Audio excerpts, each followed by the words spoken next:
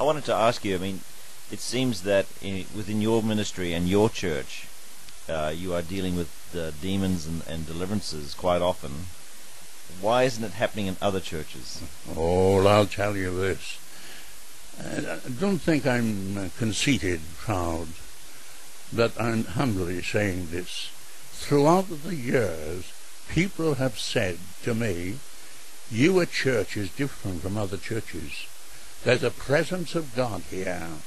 Let me tell you, the lady that was the wife of the superintendent of the American Assemblies of God for 19 years.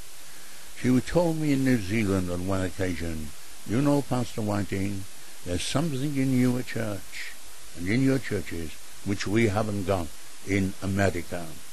I've had pastors come to the Gold Coast and do the rounds of the churches, and they've come back and they've said to me, you know, Tom, your church is different.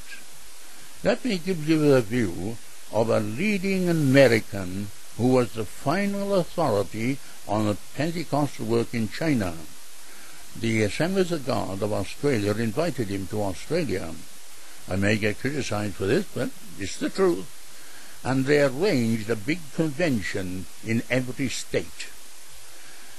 And I, being the assistant superintendent, I had to organize one on the Gold Coast. We didn't have a church building, so I took to the RSL Hall and had a convention.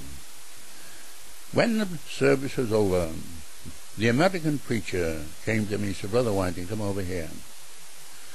I want to tell you, this is the only church out of all the rallies in Australia that I've sensed the presence of God.